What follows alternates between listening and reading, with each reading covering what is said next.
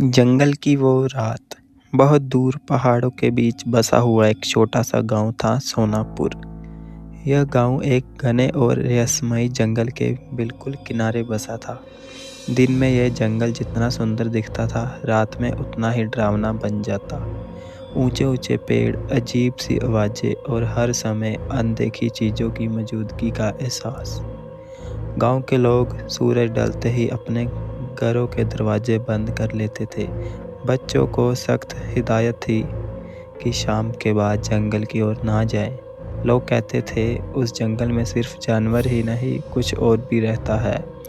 उसी गांव में आरव नाम का लड़का 16 साल का रहता था।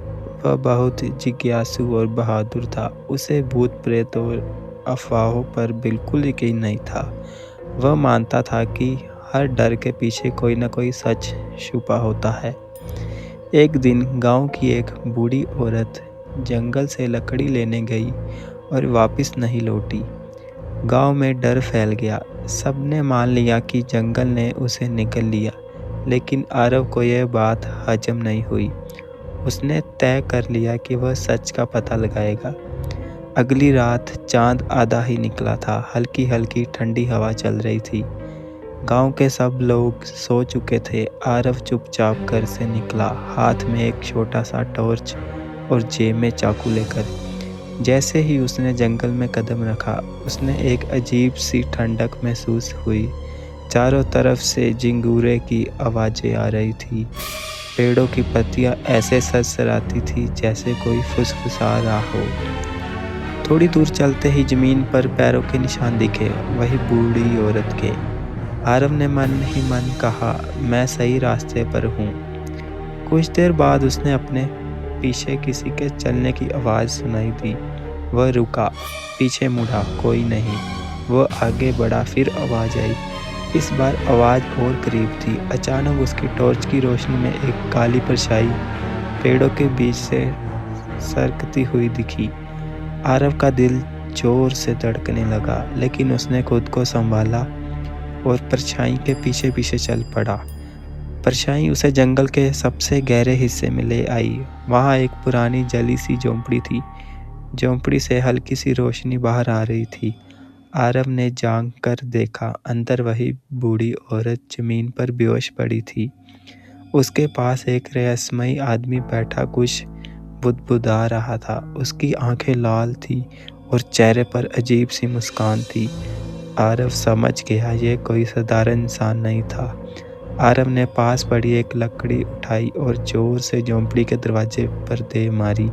आवाज़ सुनते ही वह रहस्यमय आदमी घबराया और बाहर भागा।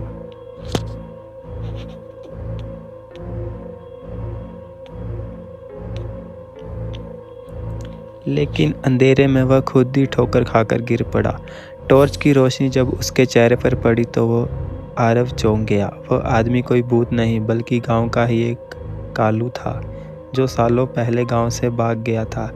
वह जंगल में छुपकर रहता था और लोगों को डराकर उन्हें अगवा करता, ताकि कोई जंगल के भीतर मौजूद उसके अवैध खनन के काम तक ना पहुंच सके।